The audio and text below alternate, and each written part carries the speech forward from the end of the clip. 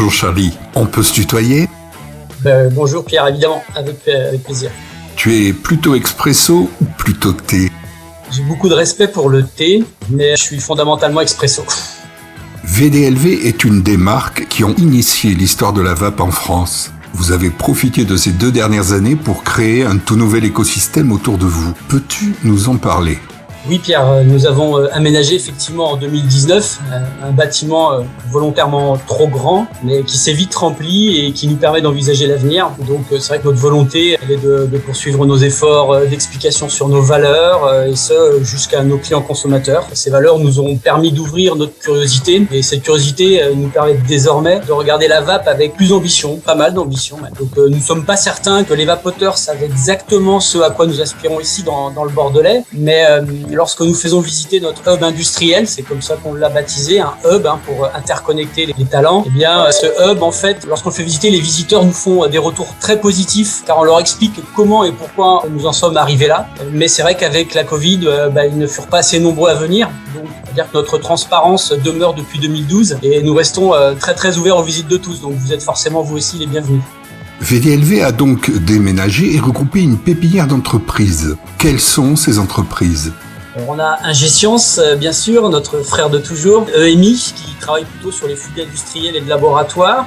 On a Immunrise, une société qui travaille sur le biocontrôle et qui produit un biopesticide à partir de microalgues. On a une société qui fait partie de notre groupe qui s'appelle Abenova, qui produit du bioéthanol à partir de déchets de bois. Et puis on a nos copains d'habitude, Distrivap, c'est-à-dire 814, Vapoclop. Puis on a Ozelia, une société partenaire qui fait du nettoyage tertiaire et secondaire. On a aussi une petite brasserie qui vient de s'installer, qui travaille la bière et le kéfir, c'est assez passionnant. Et on a même installé un coworking en lutherie et guitare. Et il se trouve qu'on récupère les sures pour notre production de bioéthanol, parce que ça se fait à partir de déchets de bois, cette production de bioéthanol. Voilà, donc c'est un puzzle économique qui travaille en circuit court avec la mutualisation logistique, énergétique, technique, mais aussi tout ce qui est RH et communication.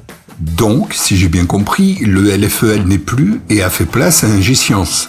Oui, Ingescience a pris le relais sur la science de la vape et aussi sur des axes du futur, on va dire, dans l'exploitation de notre expertise, notamment en thermique, en analytique, physique, chimie, biochimie. Et puis, Ingescience a pour rôle premier de produire de la science qui peut servir dans le transfert de technologie, qui peut servir dans des idées neuves, si possible pour la vape, mais aussi pour d'autres éléments. Donc, on tente toujours d'écrire des chapitres techniques et scientifiques, ce qui est notre ADN, en fait, avec Vincent et avec tous les gens qui travaillent ici. Et puis, ces nouveaux domaines, l'agriculture, l'agronomie, la santé, la techno, on est vraiment sur toujours la même volonté qu'on avait historiquement au LFL, faire de la science quelque chose de concret pour les gens ou pour des technologies ou des innovations. Une grande partie de votre activité tourne aujourd'hui autour de la nicotine. Peux-tu nous expliquer le pourquoi et le comment de cette évolution ? Le pourquoi, c'est assez simple. En fait, on souhaitait fortement rallier les capacités agricoles voisines. On parle du Périgord, mais maintenant aussi Corrèze, et on va jusqu'au Puy-de-Dôme avec notre filière consommatrice de nicotine. Donc c'était quasiment du bon sens. Nous savons que demain a vraiment besoin de certitude. Donc s'assurer l'approvisionnement en nicotine dans un marché qui se pose toujours la question du grand diable de la nicotine. En fait, non, le tabac est une belle plante. On l'a fumé pour ses parfums, ses odeurs. Aujourd'hui, on sait que fumer, depuis longtemps d'ailleurs, on sait que ça ravage beaucoup de choses dans la santé, mais utiliser cette nicotine dans la vape, c'est bien sûr incontournable. Et si on pouvait maîtriser cette chaîne de valeur jusqu'à l'agriculteur et jusqu'aux recherches agronomiques qui vont en amont des semis, c'est une passion qui ne nous a pas lâchés. Donc cette évolution, elle est naturelle. Et puis produire de la nicotine issue de ces tabacs-là nous semble vraiment capital. Il faut savoir aussi que notre exigence nicotine nous a ouvert en capacité à comprendre la chimie du végétal, l'agrobiologie, la performance énergétique, parce que si le tabac brûle bien, c'est parce qu'il est aussi chargé en énergie. Eh bien, tout ça, on essaie de le réintégrer dans nos calculs. Demain, on a envie de produire notre propre énergie avec ce tabac et pour l'instant, on y travaille. Mais c'est vrai qu'on veut toujours défendre l'intérêt des consommateurs avec une vape circuit court. Et puis, on est un peu tendance puisqu'on parle de renationalisation des principes actifs qui deviennent stratégiques pour le pays. Si les industriels comme nous ne se penchent pas sur ces questions-là, soit on s'ennuie ou soit on a l'impression qu'on sécurise pas notre avenir, quoi. Donc, si je résume, vous maîtrisez tout le processus de la production à l'utilisation de nicotine. Est-ce une manière pour vous d'être indépendant par rapport aux sources habituelles de nicotine ou plutôt d'avoir une plus grande maîtrise du produit ? Les deux, mon capitaine, je dirais même les trois. Je veux dire par là que cette filière nous a appris à transformer et c'est devenu une motivation de plus. Vous parlez tout à l'heure d'Abenova, qui va produire du bioéthanol, par exemple, à partir de déchets de bois. Eh bien, on sait, en fait, grâce à cette curiosité, qu'il y a un potentiel de production de propylène glycol et glycérine végétale à partir de ces mêmes déchets de bois. Donc, produire ça en parallèle de la production d'éthanol, c'est notre continuité naturelle. Si demain, on peut faire au PG, au VG, quelques kilomètres pour venir d'une Syrie du sud-ouest jusqu'à Cestas, ici, ce serait un rêve de plus. Dans combien de liquides estampillés VDLV ou Circus trouve-t-on aujourd'hui la nicotine VDLV ? Tous, en fait. Dès qu'il y a de la nicotine qui sort de nos marques, Vincent dans les vapes et Circus, bien sûr, c'est fait avec de la nicotine produit avec les agriculteurs de la région, on va dire. Bien sûr, Shieldrop, notre marque sur le CBD n'en contient pas, c'est sûr. Et puis, on est en train de pousser la réflexion pour potentiellement proposer cette nicotine, notamment aux acteurs qui nous ont fait confiance dans la production de liquide marque blanche. Mais je pense que le marché de la nicotine n'a pas forcément évolué comme on pouvait l'espérer. C'est pas qu'on souhaitait que le marché de la nicotine monte en soi, parce que c'est toujours le vapoteur qui paye à la fin. Mais par contre, on pensait que, compte tenu de la demande mondiale, compte tenu de certains paramètres, des problèmes environnementaux en Chine ou en Inde, on pensait que ça allait finir par rééquilibrer un peu cette valeur. Faire ça avec des agriculteurs que l'on paye correctement, on n'a pas souhaité leur mettre le couteau sous la gorge. Donc, l'impact du prix du tabac dans la production de la nicotine importe beaucoup. Donc, c'est vrai que cette nicotine, aujourd'hui, n'est pas encore bon marché, et je pense qu'elle ne le sera jamais. C'est un peu comme dans l'agriculture, hein. Quand on veut des bons produits, on met le prix. Eh bien, on attend que cette dynamique nicotine prenne peut-être un peu plus de maturité. Et on sera prêt, puisqu'on est déjà prêt sur notre nouvelle unité. On peut produire 3 fois plus de nicotine qu'on produit actuellement pour nous. Ces dernières années ont donc été placées sous le signe de la structuration de tout un pool d'activités. Quel est votre objectif pour 2021 ? Alors pour VDLV, 2021 sera l'année de l'amélioration de nos systèmes d'information pour se professionnaliser, pour se renforcer davantage et renforcer surtout notre compétitivité, en tout cas on l'espère. De plus, pour Ingescience, petite parenthèse, Ingescience va enclencher son programme de recherche en microbiologie, déjà bien travaillé sur la modélisation de la vaporisation, notamment avec le doctorat de Sébastien Soubé chez Ingescience, qui a fait son doctorat uniquement sur le processus de vaporisation dans la cigarette électronique. Je vous invite à lire, c'est quelques centaines de pages, mais c'est passionnant. Et c'est vrai que ces deux entreprises vont pousser à mieux travailler avec des outils plus modernes, avec une meilleure compétitivité pour VDLV. Et pour Ingescience, on avait une flèche au début, c'était la chimie. Maintenant, on a 3 flèches, physique, chimie et biologie. Puis pourquoi pas même commencer à regarder la partie comportementale des vapoteurs avec encore plus de volonté. Il y a environ 3 millions de vapoteurs en France et encore 15 millions de fumeurs.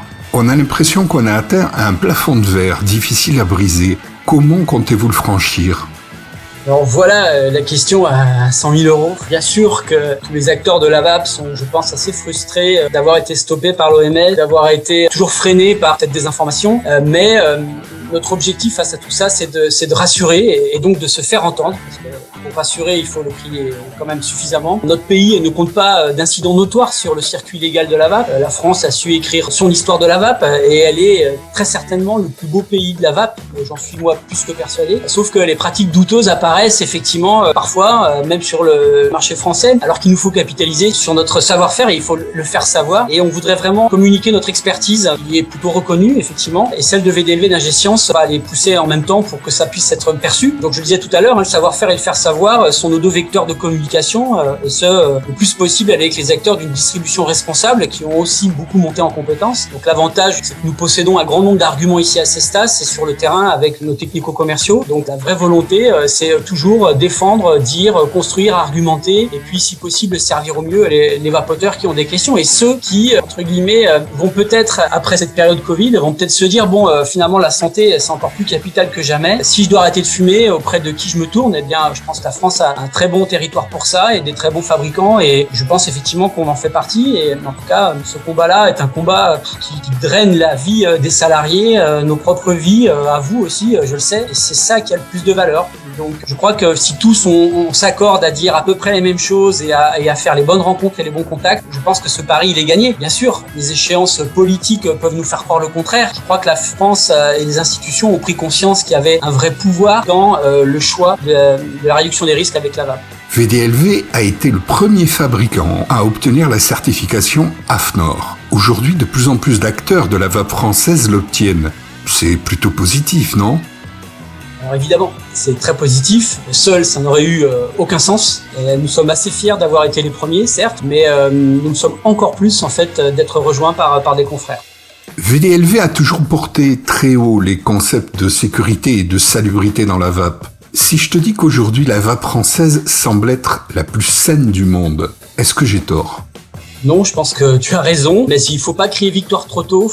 En effet, montrer des efforts de recherche et de vérification sous-entend parfois que la messe est dite. Mais non, en fait, plus nous connaîtrons les propriétés des matières premières qui sont choisies par les fabricants, plus nous sélectionnons ces matières premières pour leurs propriétés en vaporisation et en inhalation, plus on nous laissera agir pour la santé publique. Donc non, tu n'as pas tort, on peut effectivement le dire, mais voilà, il faut pas rester sur ses lauriers. Eh bien, merci beaucoup pour toutes ces informations. Que peut-on encore souhaiter à VDLV pour l'avenir ? Que les vapoteurs et les fumeurs détectent nos capacités, notre motivation à faire toujours plus pour une vape libre, engagée, responsable, indépendante et professionnelle. Nous poussons avec Vincent pour renforcer la défense d'une filière qui doit rester en avance sur son temps. Et certes, la FIVAP est là pour ça, les associations sont là pour ça, même si moi je laisse un petit peu ma place depuis quelques mois à des nouveaux venus au sein du conseil d'administration initial. En tout cas, je ne peux qu'encourager les acteurs à rejoindre un mouvement fédéral, tel qu'il soit d'ailleurs, qui reste de toute façon le plus fort d'Europe, malgré les trop faibles moyens dont ces associations disposent. Mais en ce qui concerne VDLV, nous souhaitions vraiment faire adhérer les vapoteurs à notre vision. On se bat toujours pour ça aujourd'hui. J'ai pas envie qu'un consommateur dise je vape une fiole avec un bouchon de telle couleur, par exemple. Je pense que c'est dommage qu'il ne retienne que ça. Je pense qu'il faut aussi retenir tout ce qu'il y a dans un flacon, c'est-à-dire du savoir-faire et une filière qui se bat pour ça, mais des fabricants aussi. Et donc chez nous, on veut faire adhérer les vapoteurs à notre vision, et cette vision, c'est se battre et vivre pour notre propre talent. Et ce talent, c'est réfléchir et proposer la vape pour des fumeurs qui se posent des questions, et pour des vapoteurs qui ont compris que la vape était une très belle solution pour eux. Merci beaucoup Charlie, et à bientôt. À bientôt.